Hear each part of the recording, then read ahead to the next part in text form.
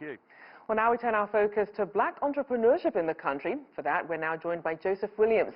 He's the senior news editor for U.S. News and World Report. Welcome back, Joseph. Hi, nice to be here.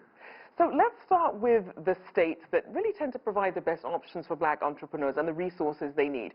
We see that southern states tend to dominate the top of those lists. Why is that, and how did that come to be? Well, it's very much a surprise, but it also is in keeping with a trend that's been happening over the last decade or so, maybe 20 years, called reverse migration. Of course, back in the Reconstruction era post-civil rights, or pre-civil rights in 1930s and 20s, black migration headed north for jobs. The reverse is happening as industrialization shuts down in the north. But entrepreneurs are heading back south, mostly because the startup costs are quite low compared to the north. They have access to capital a little bit easier in the south, and the south is where most African Americans live. If you look at a map, a heat map, it goes from eastern Texas all the way up to southern Virginia. That's where a large majority of African Americans in this country live. Therefore, it makes sense. You've got a built-in consumer base if you're making a product. You've got a built-in environment that's a lot more supportive than perhaps in the north. And you've got more resources at a lower cost. So it all makes sense. And in terms of when we look at sort of where industries are heading, a lot of it is high-tech, STEM. So in terms of the STEM industries, particularly tech, how are black entrepreneurs faring? They're faring reasonably well given the numbers. Still, they're quite low representation in STEM, about 5% give or take. That's increasing, but it's increasing on a difficult slope, mostly because a lot of tech startups depend on capital. You have to have VC venture capitalists who are backing your idea. You have to have a lot of support from the tech community. That's not happening to the degree it's happening in the white community, mainly because African Americans are getting to this somewhat late by comparison. So it's taken a lot of grit, a lot of effort to get up to speed, and a lot of these companies are relying on that grit and that effort to make a name for themselves.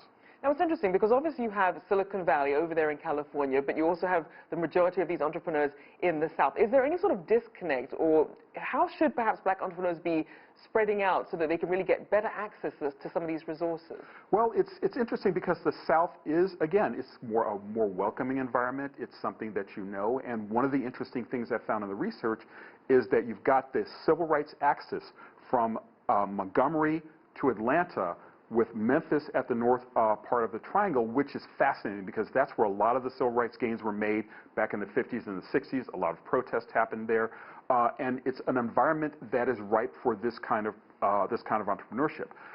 Spreading out in California, there are a lot of resources there, but it's tough to get because there's a lot of competition.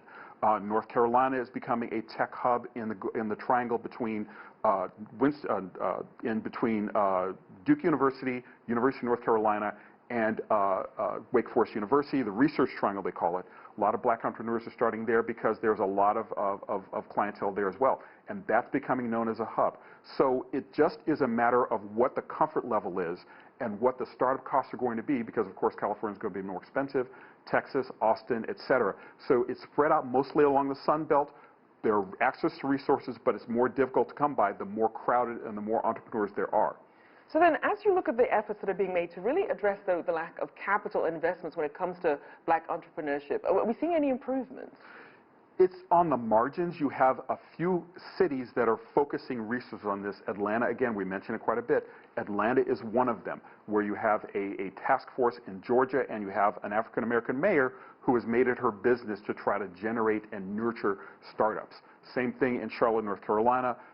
Ditto in Memphis and in Montgomery. So you do have these generators and these incubators, but by comparison to Silicon Valley and all the major dollars that are out there, it's quite small, but it's growing.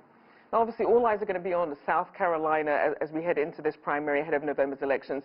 There has been a strong focus on the black vote. How do the actual needs of the black business community stack up with what the candidates are really pushing forward with their agendas? Well, it's quite interesting because the candidate who people are talking about most with this agenda is Mayor Bloomberg. He has the Greenwood Initiative that's named after this famous community in Tulsa that had a lot of black wealth generated in it.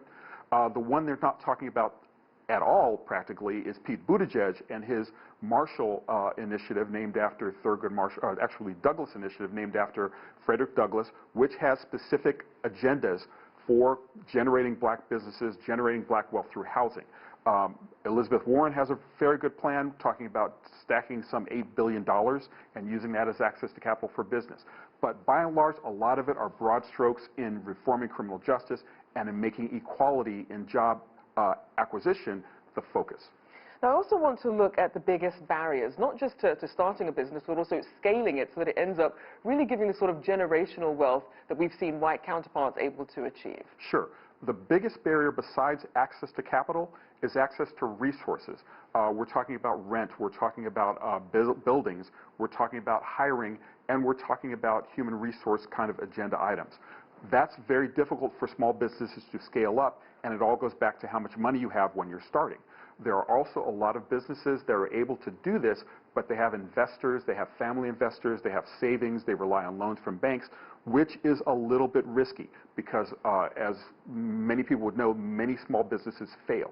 The ones that are most resourceful and rebounding the most are those who have been able to manage those resources, scale them up when proper, and make their move at the right time. All right, certainly lots of great advice there. Always good to have you.